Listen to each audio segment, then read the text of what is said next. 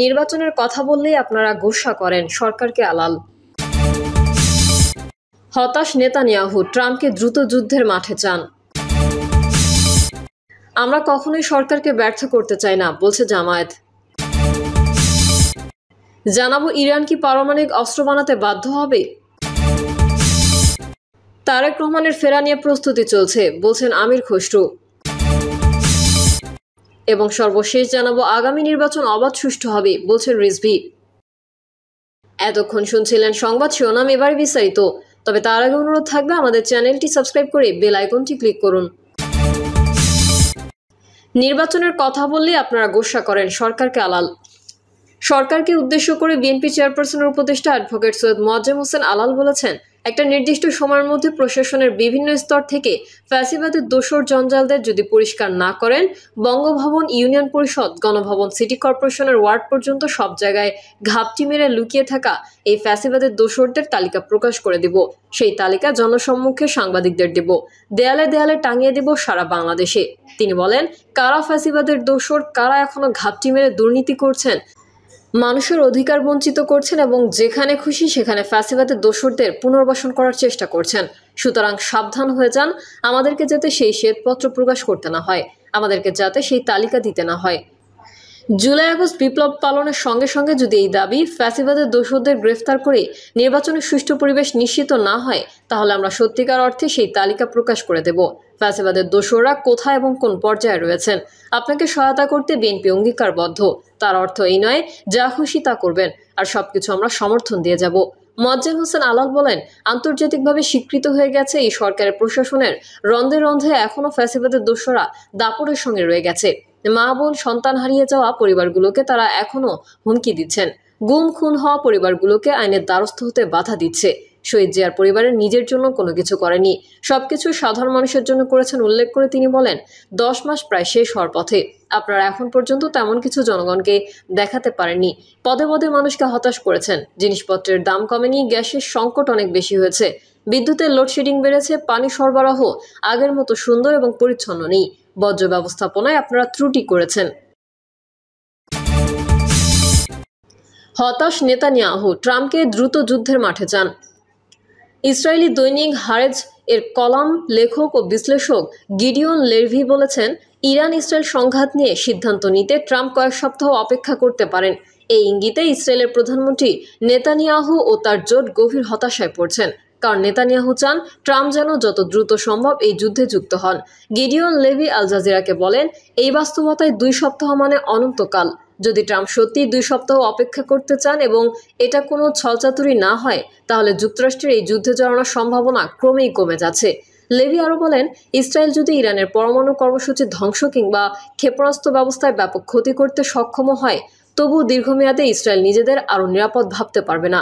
এই বিশ্লেষক বলেন, কিছুই সমাধান হবে না, কারণ ইরান তার সক্ষমতা পুনরায় অর্জন করতে পারবে। তিনি আরও যোগ করেন, ইসরায়েলের আরও অনেক নিরাপত্তা সমস্যা রয়েছে যেগুলো শেষ হয়ে যাচ্ছে না, যেমন গাজা। গত 13 জুন শুরু হয় 8ম দিনে গড়িয়েছে ইরান ইসরায়েল যুদ্ধ। এই পর্যন্ত 2 দেশের অনেক মানুষ হতাহতের খবর পাওয়া গেছে। আমরা কখনোই সরকারকে ব্যর্থ করতে চাই না, বলছে জামায়াত। বাংলাদেশ জামায়াতে ইসলামের কেন্দ্রীয় নায়েবে আমির সৈয়দ আব্দুল্লাহ মোহাম্মদ তাহের বলেছেন, আমরা কখনোই সরকারকে ব্যর্থ করতে চাই না, আমরা সরকারকে সহযোগিতা করতে চাই। এনসিসিতে রাষ্ট্রপতি ও প্রধান বিচারপতিকে না রাখার পক্ষে মত দিয়েছে জামায়াত। এই প্রসঙ্গে সৈয়দ আব্দুল্লাহ মোহাম্মদ তাহের বলেন, 3 বাহিনী প্রধানের নিয়োগও এই কমিটির আওতায় না রাখার পক্ষে জামায়াত ইসলামী, তবে বিষয়টি আরও আলোচনার দাবি রাখে। ডক্টর ইউনূস তারেক রহমানের যৌথ সংবাদ সম্মেলন প্রসঙ্গে তাহের বলেন, কোনো রাজনৈতিক দলের সঙ্গে সরকারের যৌথ সংবাদ সম্মেলন ইতিহাসের বিরল ঘটনা। এই ঘটনায় দেশের বাকি সব দলই কিছুটা বিব্রত। এখানে আপত্তি ছিল জামায়াত ইসলামীর। ইরান কি পারমাণবিক অস্ত্র বানাতে বাধ্য হবে। ইরান পারমাণবিক অস্ত্র বানানোর পরিকল্পনা করছিল না, কিন্তু ইসরায়েলের সামরিক আগ্রাসনের কারণে দেশটির নেতৃবৃন্দ বোমা বানাতে বাধ্য হতে পারে বলে মনে করেন ইরানের পারমাণবিক বিষয়ক একজন সমঝোতাকারী। খবর CNN-এর। বিশ্বের শক্তিধর দেশগুলোর সঙ্গে পারমাণবিক আলোচনায় অংশ নেওয়া ইরানের সাবেক সমঝোতাকারী সায়েদ হোসাইন মোসাভিয়ান CNN-কে বলেন, ইরান তার পারমাণবিক কর্মসূচি নিয়ে স্বচ্ছ অবস্থান বজায় রেখে আসছিল, পাশাপাশি জাতিসংঘের পর্যবেক্ষণ সংস্থার কাছেও যাচাইয়ের প্রশ্নে খোলামেলা ছিল। কিন্তু 2015 সালের চুক্তি থেকে যুক্তরাষ্ট্র বের হয়ে গেলে ইরানের বোধোদয় হয় যে যুক্তরাষ্ট্র ও ইসরায়েল দেশের শাসন ব্যবস্থা পরিবর্তনে হামলা চালাতে পারে। সৈয়দ হোসাইন মোসাভিয়ান বলেন, ইরানের সাধারণ মানুষ বলছে স্বচ্ছতা থাকার পরেও, এমনকি পারমাণবিক বিরোধগুলো যদি নিষ্পত্তি হয়, তারপরেও যুক্তরাষ্ট্র ও ইসরায়েল শাসন পরিবর্তনে ইরানে হামলা চালাবে। তিনি আরো বলেন, আর সেই জন্যই ইরানিদের প্রয়োজন পারমাণবিক প্রতিরোধ, যার অর্থ পারমাণবিক বোমা তৈরি করা। আমার মনে হয় মার্কিন ও ইসরায়েলিরা ইরানিদের বলছে সবচেয়ে ভালো প্রতিরোধের জন্য বোমা বানাও, এবং আমি বিশ্বাস করি যদি এই নীতি অব্যাহত থাকে তবে ইরান পারমাণবিক বোমা তৈরির সিদ্ধান্ত নেবে। মোসাভিয়ান বলেন, ইরানের উপর যুদ্ধ চাপিয়ে দিলেও দেশটির পারমাণবিক কর্মসূচি থেকে তাকে বিচ্যুত করা যাবে না, কারণ যুদ্ধ ব্যবহারিক জ্ঞানকে ধ্বংস করতে পারে না। এ প্রসঙ্গে মোসাভিয়ান আরও বলেন, আমি মনে করি সবচেয়ে ভালো হয় কূটনীতির পথে পা বাড়ালে, কেননা যুদ্ধের চেয়ে কূটনীতি ভালো পন্থা। তারেক রহমানের ফেরা নিয়ে প্রস্তুতি চলছে বললেন আমির খসরু। বিএনপির ভারপ্রাপ্ত চেয়ারম্যান তারেক রহমান দেশে ফেরা নিয়ে প্রস্তুতি চলছে বলে জানিয়েছেন দলটির স্থায়ী কমিটির সদস্য আমির খসরু মাহমুদ চৌধুরী। তিনি বলেন, বিএনপি সহ দেশের সব মানুষ তারেক রহমানের জন্য উন্মুখ হয়ে অপেক্ষা করছে। খুব শিগগিরই তিনি দেশে ফিরবেন।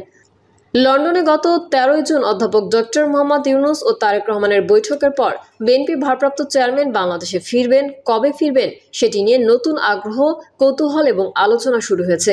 2008 সালের সেপ্টেম্বরে চিকিৎসার জন্য সপরিবারে লন্ডনে যান তারেক রহমান। সেখানে থেকেই বিএনপির স্থায়ী কমিটির সঙ্গে পরামর্শক্রমে দর পরিচালনা করছেন তিনি। আমির খসরু প্রত্যাশা ব্যক্ত করে বলেন, পোস্টার বাতিল এবং নির্বাচন সংক্রান্ত আরপিও সংশোধনের বিষয়ে সব রাজনৈতিক দলের সঙ্গে আলোচনা করে নির্বাচন কমিশন সিদ্ধান্ত নেবে। চীনের ক্ষমতাসীন কমিউনিস্ট পার্টির আমন্ত্রণে আগামী 22 জুন বিএনপির উচ্চ পর্যায়ের একটি প্রতিনিধি দল দেশটি সফরে যাচ্ছে। চীন সফরে দুই দেশের বহু পুরনো সম্পর্ক আরও জোরদার হবে বলে প্রত্যাশা ব্যক্ত করেন বিএনপির জ্যেষ্ঠ নেতা। আগামী নির্বাচন অবাধ সুষ্ঠু হবে বলছেন রিজভী।